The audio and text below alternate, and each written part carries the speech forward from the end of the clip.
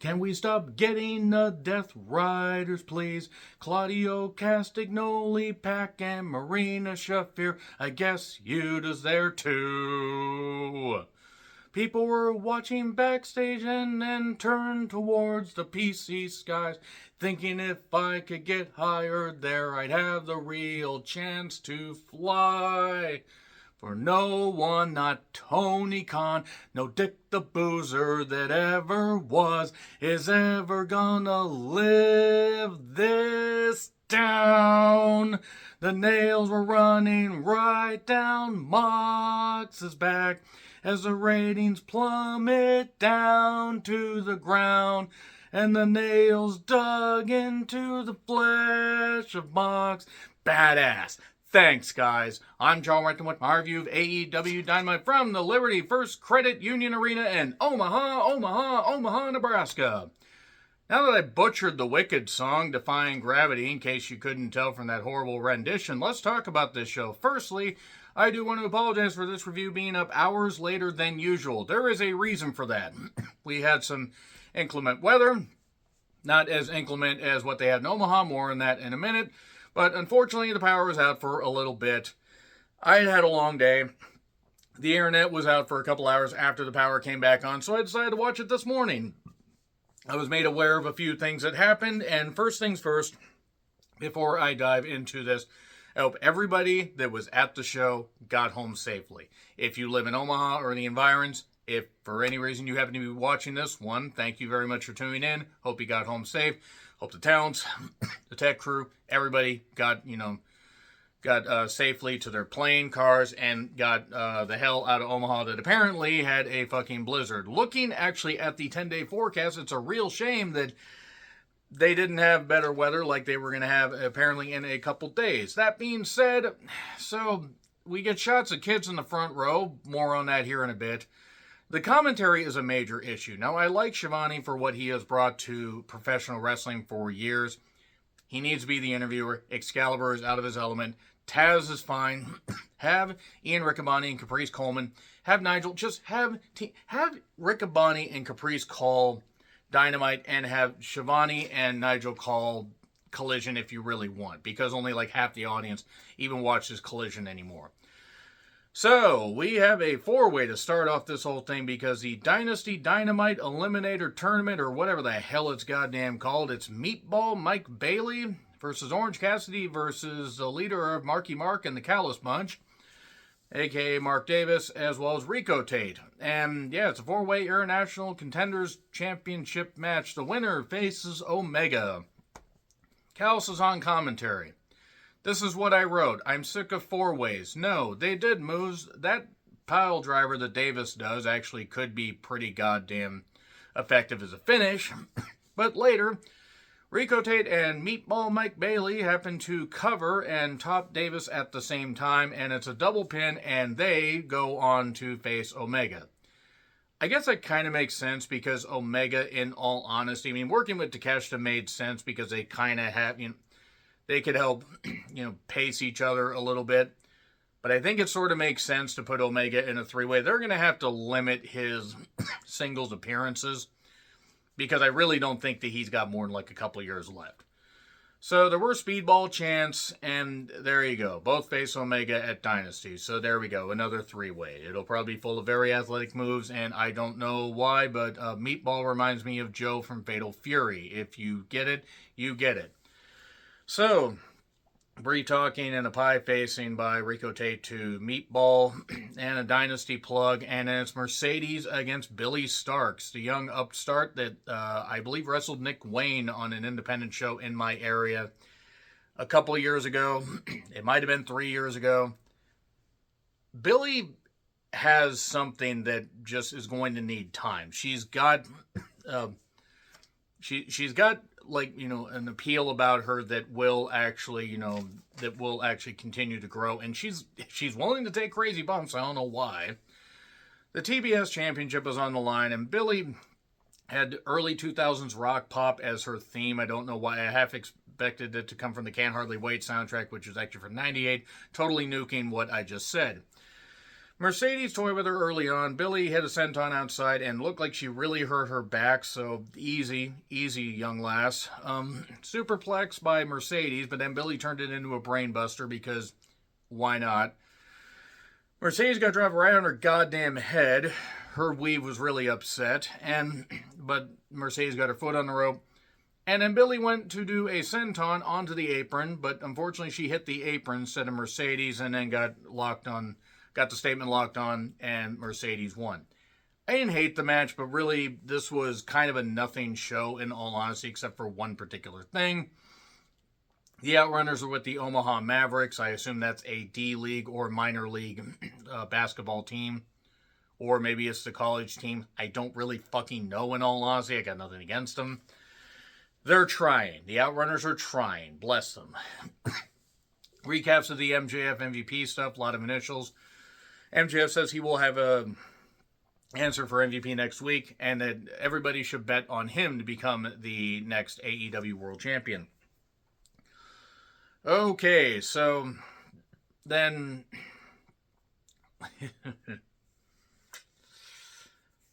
basically we start with easily one of the biggest messes that I have seen on Dynamite. Copeland attacks Moxley during his entrance. I'm calling him Copeland. I refuse to call him Cope. That is stupid. I'm sorry. He can like it. If he makes money off of the merch, great. It's stupid. Unless he changes his finish to the mechanism, I don't want to hear it. So Copeland attacks Mox during his entrance. According to Taz, with like 65 mile an hour winds. And to be fair, a lot of it is flat ground there in Nebraska, I've heard. So that doesn't surprise me. Moxley and Copeland in a street fight. So it's for the AEW World Championship. People say that this was better than their match at Revolution. Well, it almost had to be. It couldn't have been any worse. And then it got worse. So,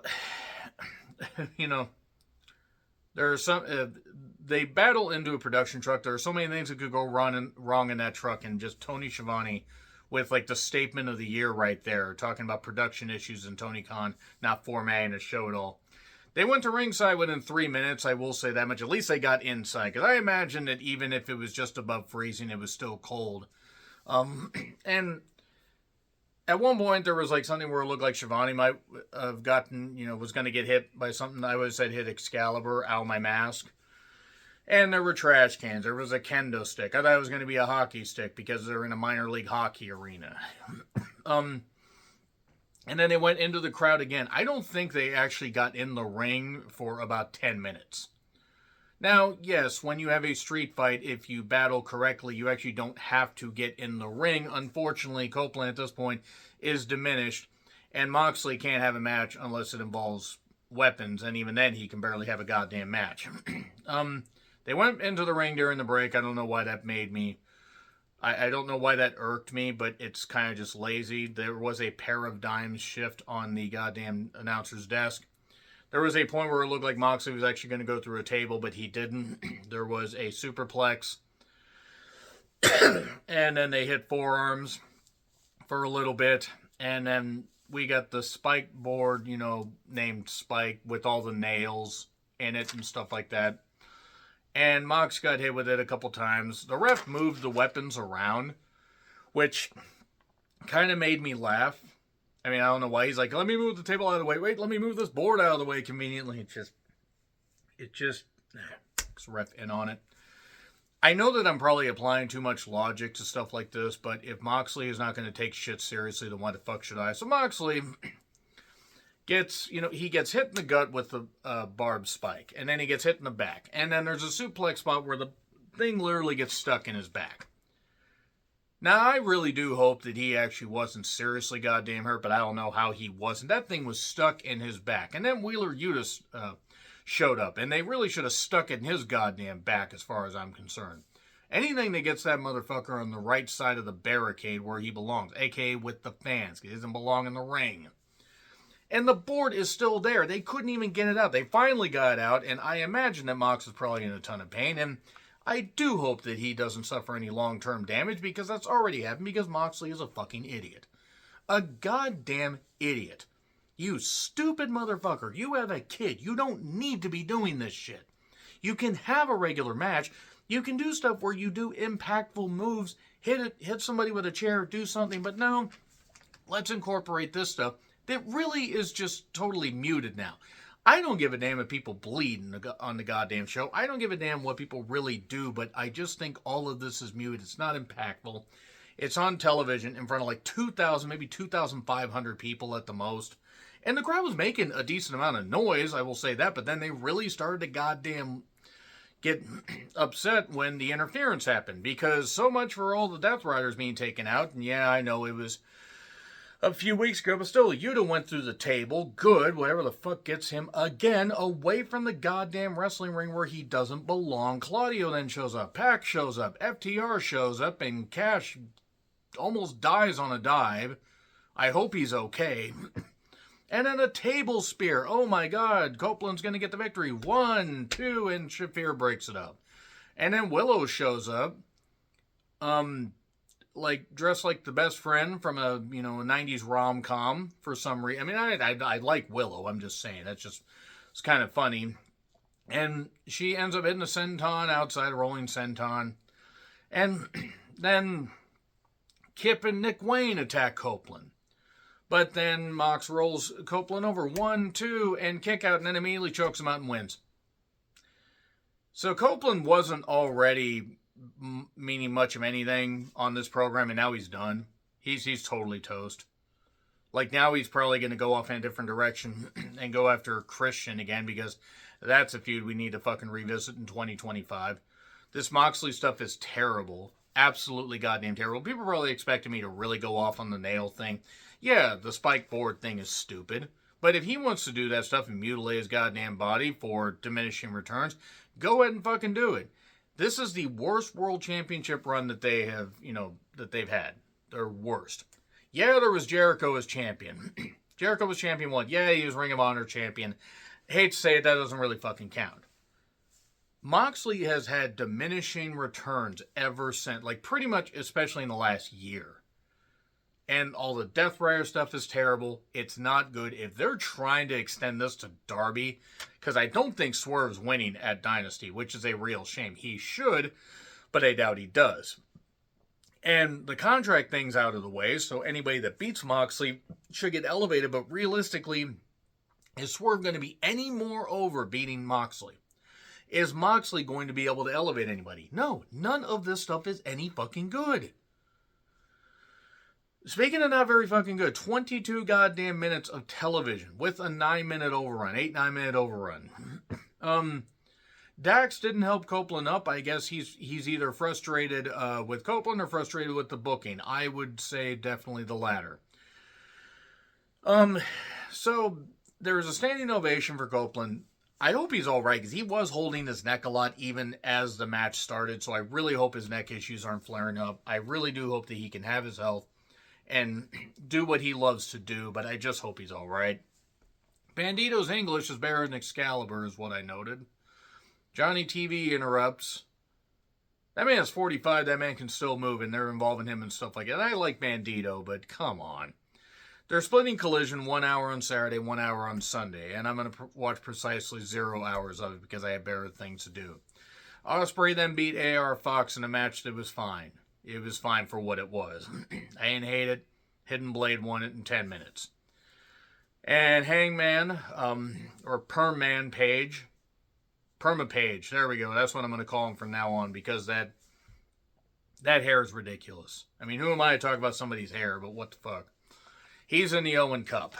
So the finals will be 2 men, 1 Owen Cup. And then the finals of the women's one will be 2 women, 1 Owen Cup. Really skating the line here.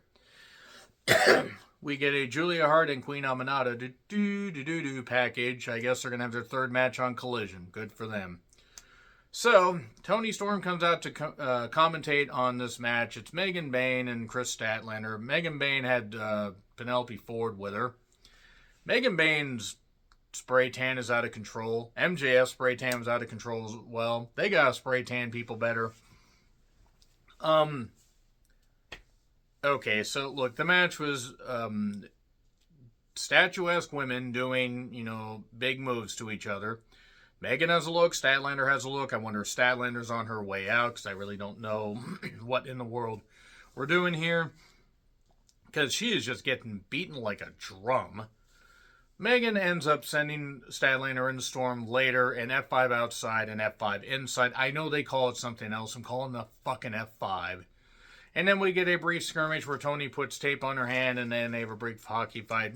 Tony says, I've always said the bigger they are, the harder they come. And she talked about getting tantric and strapping Megan on, or keeping the strap on, and she has a way with words.